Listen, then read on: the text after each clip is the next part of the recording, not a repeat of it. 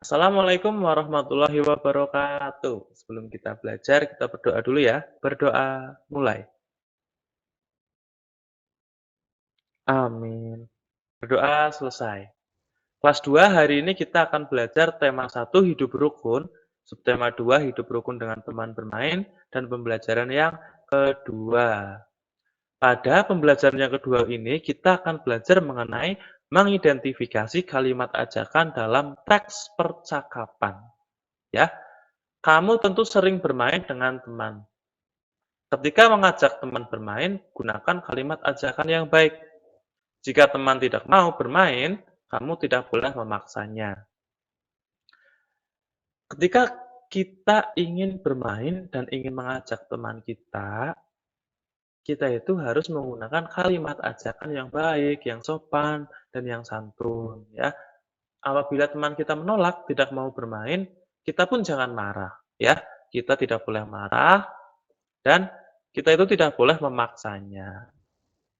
Untuk mengidentifikasi kalimat ajakan dalam teks percakapan, yang jelas kita harus mencari dulu ciri khas kalimat ajakan, yaitu kalimat yang terdapat kata "ayo" atau kata "mari". Kata-kata itu adalah kata yang menunjukkan sebuah ajakan. Paham ya? Karena kemarin juga sudah kita bahas mengenai kalimat ajakan. Selanjutnya, menyebutkan pengamalan sila pertama di tempat bermain. Sila pertama Pancasila, ketuhanan yang Maha Esa, ya. Sila pertama, Pancasila berhubungan dengan sikap kita sebagai umat beragama. Pengamalan sila pertama Pancasila di tempat bermain.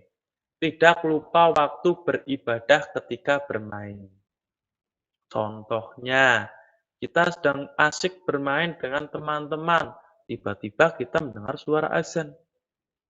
Apa yang harus kita lakukan? Apakah tetap melanjutkan bermain? Tidak ya, kita berhenti dulu, kemudian kita beribadah dulu. Kita sholat dulu, mengajak teman-teman juga. Ya, kita sholat dulu, kemudian setelah sholat baru kita boleh melanjutkan bermain. Yang kedua, memberi kesempatan pada teman yang ingin beribadah. Misalnya lagi sedang bermain, kemudian teman kita izin pamit, aku mau sholat dulu ya. Apa yang harus kita lakukan? Apakah kita melarangnya? Tidak boleh. Kita harus memberikan kesempatan teman kita untuk melakukan ibadah. Iya, tidak apa-apa, silahkan ya. Nanti setelah itu kan bisa dilanjut lagi bermain bersama. Selanjutnya menyebutkan pengamalan sila kedua di tempat bermain. Sila kedua bagaimana bunyinya? Kemanusiaan yang adil dan beradab. Sila kedua Pancasila berhubungan dengan sikap adil, peduli, dan jujur kepada orang lain. Pengamalan sila kedua Pancasila di tempat bermain. Contohnya, membantu teman yang mengalami kesulitan saat bermain. Membantu teman yang mengalami kesulitan berarti peduli ya, kita harus peduli terhadap teman kita. Pak Guru akan mencontohkan sebuah gambar. Di situ ada gambar satu anak yang sedang digotong ya oleh teman-temannya. Ditandu menggunakan tanduk. Karena sedang menangis. Kenapa menangis? Dia ketika bermain tadi itu habis jatuh dan terluka. Makanya teman-temannya membantunya ya dengan menandunya untuk